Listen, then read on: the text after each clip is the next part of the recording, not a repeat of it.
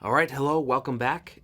In this final section, talk about a few more expressive things that give you some more options to really help brighten up your playing and get your fretting hand just moving in new ways. And sort of some things are a little bit more counterintuitive, but just kind of training the hand to be able to hit whatever curveball gets thrown at it is super important in any aspect of playing.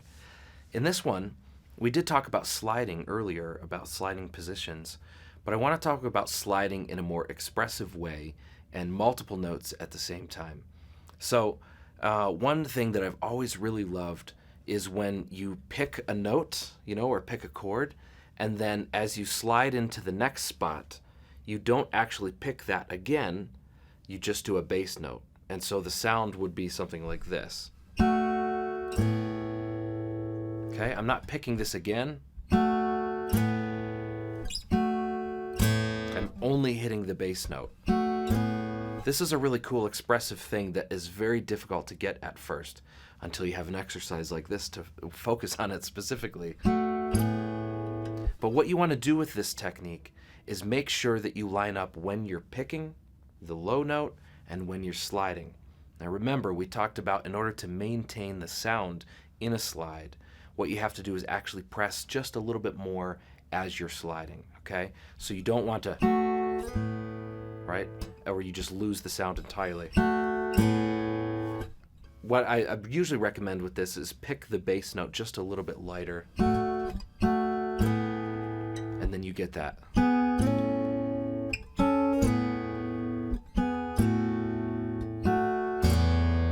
Just like that. The first thing we want to do in this exercise, now that we have that idea, that's going to come up, but we also want to be able to take a chord and shift and slide from here all the way up to another spot of the fretboard like this. Okay? The easiest thing to do is overshoot. If you get in the right region of the neck, it's easy to overshoot, especially in this case, the third finger.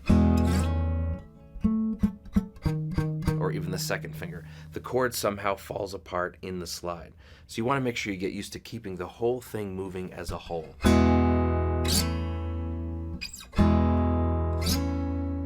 Okay, so you're not just hearing, you want that slide. That's the expressive thing that kind of like really brings you up to the brightness of the next chord. Okay, now what we want to do with this is go back to the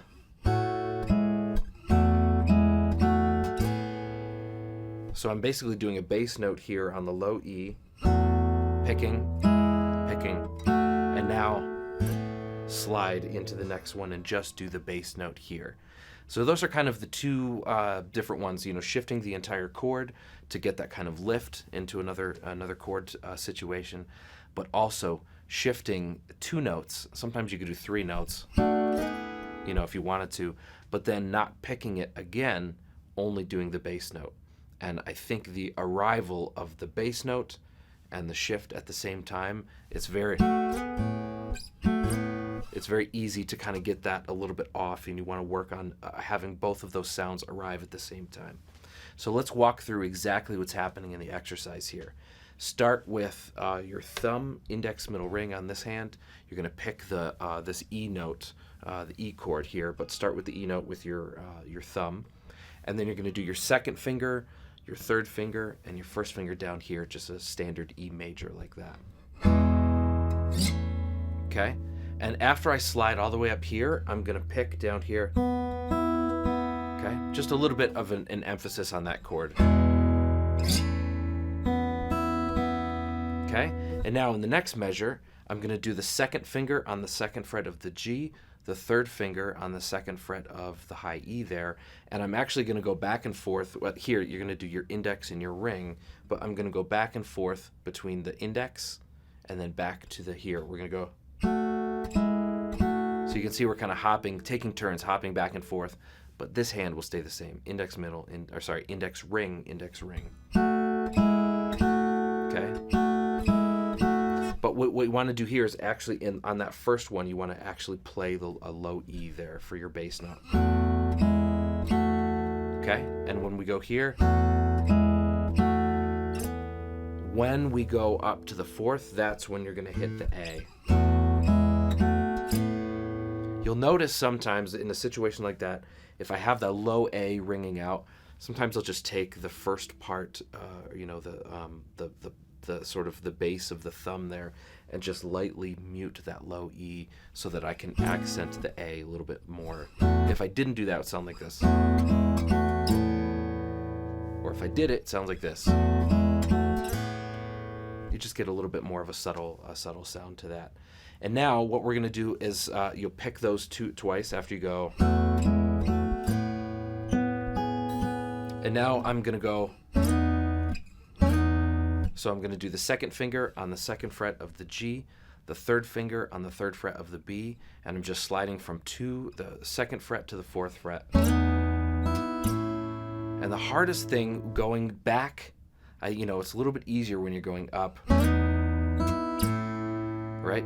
So sometimes that's a little bit harder to keep the sound going. So what I will do a slide, but I'm actually going to pick it again, like that. B and E, and then the last measure here, we're going to finish a whole phrase, and then we'll repeat the whole thing again in the next line.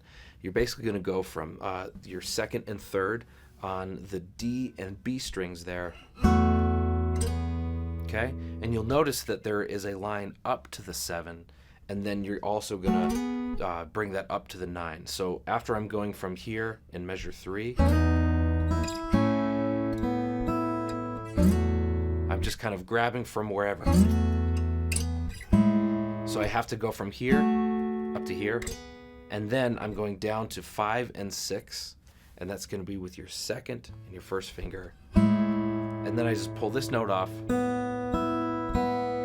Okay? So that measure.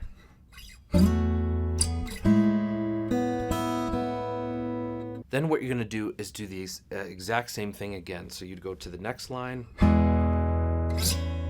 Okay, then in measure 6 there.